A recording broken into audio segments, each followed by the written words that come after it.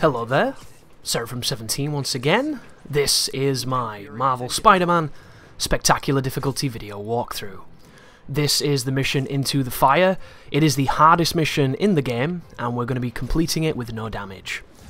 So there are a lot of tough fights coming up in this chapter. It is a particularly long one filled with some serious perils, but they're also really fun. However, there's one fight that's just a piece of white dog shit, so we'll not talk about that one till we get to it, because it's horrendous. But all the other ones, really interesting, really demanding too. Particularly the helicopter one with the bombs that we have to get rid of, or the energy sources, this one here. So the problem you'll face on this particular mission is that you're constantly being attacked by a helicopter that fires rockets, and then there are a million dudes with rifles trying to shoot you while you're doing this, and there's no checkpoint here. You have to do all of the cores, I believe, on essentially one attempt. So you have to really know what you're doing, or go for them, dive bomb them and then get the hell out of Dodge, which is what I'm going to be opting for. Usually in a mission like this, which I thought it worked like that actually the first time I got here, is you would do 2, get a checkpoint, and then do the final 2 and then be done. But on this particular run, what you're about to watch was all done on a single checkpoint, and I'm not entirely certain if it's just the way it always works or if I just got unlucky. But the strategy here is simple. It's essentially to divide and conquer and to subvert the expectations of our wonderful AI aimbot bastards that are shooting at us. So instead of just being high octane, swinging around, dodging a million times to not get hit, we're going to be taking on a lot of these angles from places where the AI might not expect us. But of course, the AI knows where you are at all times and has perfect accuracy. So instead we've got to contend with this. But I come down to the ground to fight these guys. I'm going to get rid of as many of the gun guys as I can before I take on the core, and then we're going to be going back upwards. Down here, the helicopter seems not to be able to shoot the missiles too frequently, so you don't have to worry too much about that, so you can just take your time and get rid of these guys. Do you notice how right now, I've got a bunch of people with rifles, but they're not shooting me mercilessly? There's a guy on a roof with a rifle, he's being a dick, because he's putting constant pressure on me, but that's expected, it's a rifle, right? It makes sense. But just note that just then, tons of people with guns, none of them really shooting at me. Because this is the consistency of the guns in this game, guys. Another one of the reasons why I don't like them very much. Because the mission after this is really miserable. And if you remove the people with the pistols, it'd be one of the most fun fights in the game, because there's a ton of really cool different demons. But instead, tons of guys with guns constantly shooting you as you come out of a cutscene. It's just the pits.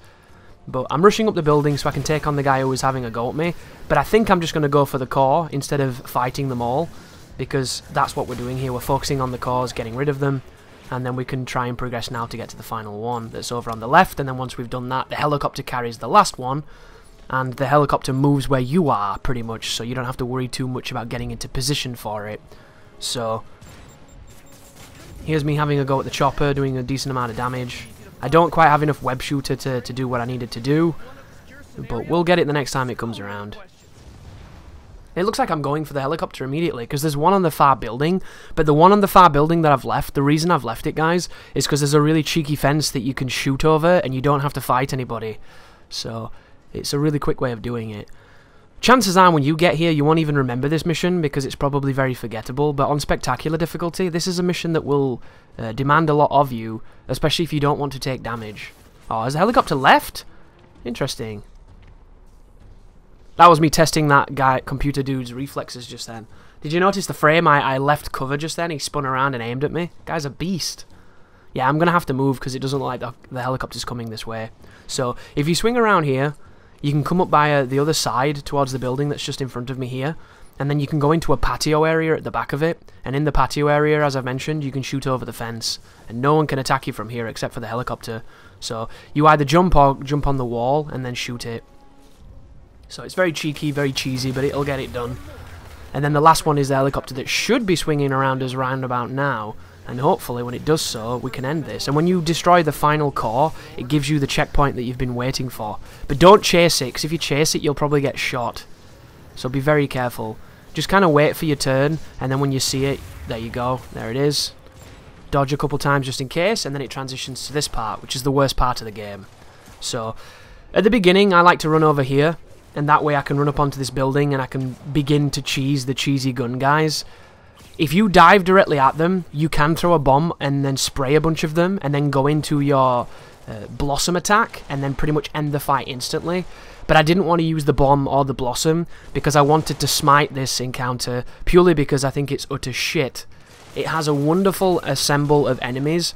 Like, the ensemble of the enemies here is really different and really difficult, but you don't get any chance to fight them because there's too many gun people. And it really does fundamentally showcase how terrible the guns are in this game. And if anybody's done this on Spectacular and you didn't notice the fight, like it's an immemorable fight for you, you got really fucking lucky. Because I have footage on this fight, getting hit as the cutscene ends, getting hit through geometry, getting hit when I dodge, getting hit when I dodge perfectly, and just a whole cavalcade of bullshittery.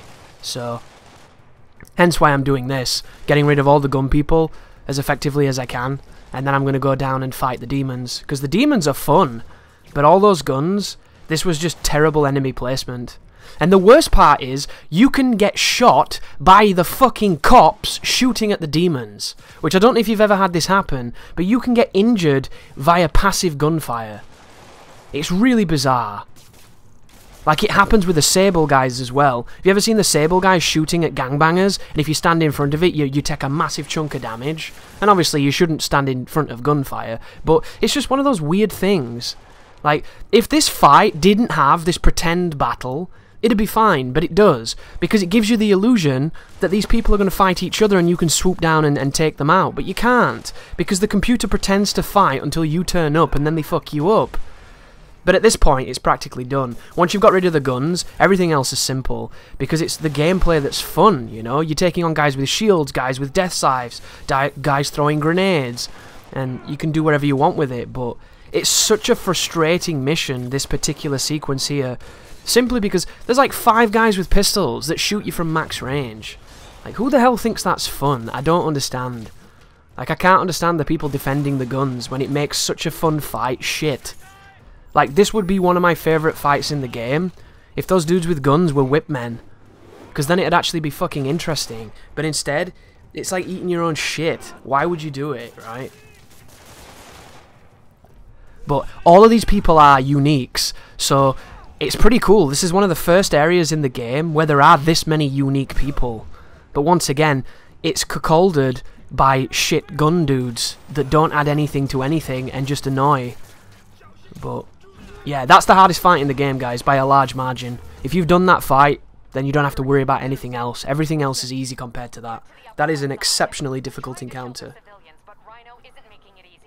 But now, we have to take on another area just over here, which is another precinct that we have to save because it's been attacked by Rhino. And this is just going to be a couple of combat sequences back to back, and then it's going to force us to go to some rooftops, and that's when this section gets difficult again. So the rooftop section coming up is 4 roofs, and then halfway through clearing the roofs, you get attacked by Special Saber jet troopers. And it's not that the encounter is all that difficult fundamentally, it's just that anybody can kind of shoot you at any moment, so if you're not on the ball, you take a chip of damage and you have to restart. Like, if you're not playing for no damage, you might not even remember the rooftop, but it's really easy to get clipped. So that's why it stands out as being very difficult. But get rid of the fat guy, and then get away from the grenade or throw it. I got quite lucky then, there's a decent amount of distance on those grenades, you want to be careful. But do you see this fight here? These guys with these guns, the guys with the assault rifles, they seem to be way better of an enemy when it comes to shooting at you, because they stand around a little bit, they telegraph, they give you an opportunity to do things without shooting relentlessly and hitting relentlessly. The pistol guys, they seem to be the John Woos of the gun enemy, the tequilas, you know, the insert guy with gun meme. Like, it's so strange how good they are. Like, the Sable Troopers, you would think, would be the most dangerous gun enemy in the game, right? Because it's a flying trooper that's capable of all kinds of craziness, and he's got a laser gun. But here is where, once again, the guns ruin the game, because they cuckold the hierarchy of enemy types. The normal generic thugs should be the lowest tier, the lowest of the pantheon of threats. That's just what they should be. They are literally popcorn to be crunched. But in this game, the gun ones are at the top. and it completely throws off the ecosystem. Like, I would rather face a dozen whip men than a bunch of dudes with pistols, because if you get that awkward AI when they all decide to be perfect, it's a nightmare to fight. It's not fun, and it's annoying. But you take on 4 of those jet troopers, and it's a really cool, interesting fight, because they're unique, and they're not bullshit. But they're meant to be high-tier enemies. It's the low-tier scrub enemies that are the ones that are the big threats, and it doesn't make any sense. It kind of displaces the flow of power. And speaking of jet trooper men, here they are, Sable jetpack enemies. It says, use web strike to close the gap, avoid their gadget disabling plasma barrage as their player immobilizing bowlers. So, this enemy's kinda cool, as I fall off him just then, which you should never do.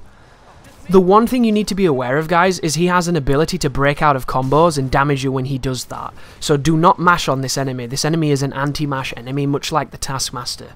The best loop you can do against this enemy is to do the swing towards them and then kick them with the swing. So triangle, hold square, and then repeat. You can keep doing it, and it seems to give you almost immunity. But another good method is to do triangle, hold square, web, hold triangle, and then end them by chucking them down and finishing them. That seems to be one of the best ways of dealing with the Sable guys. One of the downsides of the game is you don't spend a lot of time fighting them. There's only about 2 to 3 encounters where you have to fight them outside of the open world. In the main campaign, you fight this enemy type so infrequently that you don't really need to ever learn them, which is kind of interesting considering that every fight has a gangbanger with a pistol. So once again, the pantheon of enemies, the grace of enemy selection is kind of just pissed on with gunmen, and I don't get it. It's so strange. And it's one of the things that I'm really hoping the DLC does better, because this game has a lot of cool enemies, but you never see them. You just don't see them because instead it's Gun City. And it makes sense, right? If I were to try and stop Spider-Man, I'd probably employ a bunch of people with guns, because dodging a punch is a lot easier than dodging a bullet. It's just objective, right? You can't even argue that. But this is a video game. You know, how many times in the comics and in the cartoon did you see Spider-Man getting shot 9 times in the face and restarting checkpoint? It never happened, did it? Because the gun people were twats. They were just filler. They were people to fill frames so Spider-Man could kick somebody's ass. Whereas in this game, they're all Wesley from Wanted. It's amazing. You might have noticed too that I've taken a bit more of a defensive approach. The checkpoint here is at the beginning of this sequence when you had to go to the rooftop, and I didn't want to get any kind of cheesy chip damage, because I got damaged 2 or 3 times here and had to do it all over again. So this is just me not wanting to get shot. And the problem with a walkthrough such as this is you don't see all the times that I get shot by some awkward thing, and it's one of those things where I should probably do a montage just to show you how many times everything was going perfectly and then something damaged me. Because it happens a lot, you know. It only happened in a handful of the fights, most of them went perfectly, but in the handful that it happened, I got all kinds of unfortunate. And it does happen, guys. I'm not immune to it, I'm not above it, it's just you don't see it because I edit it out. But I believe this is the end of the mission, and what a mission it was. That is so difficult, guys. In the grand scheme of this game, it is night and day more difficult than everything else. In the grand scheme of difficulty, it's not that bad at all. I am really excited to see what this looks like on Ultimate difficulty if it ever gets made, because I'd be really interested to see just how different those encounters are. And the thing I'm hoping for the most with this new difficulty, which I hope does exist and will be released, is that they change the enemy placements. If they change nothing except one thing, please be the enemy placements. There's so many cool shit in this game that you'd never see and never fight, and I'd love to see more of them. I really would. Thank you for watching. You take care now.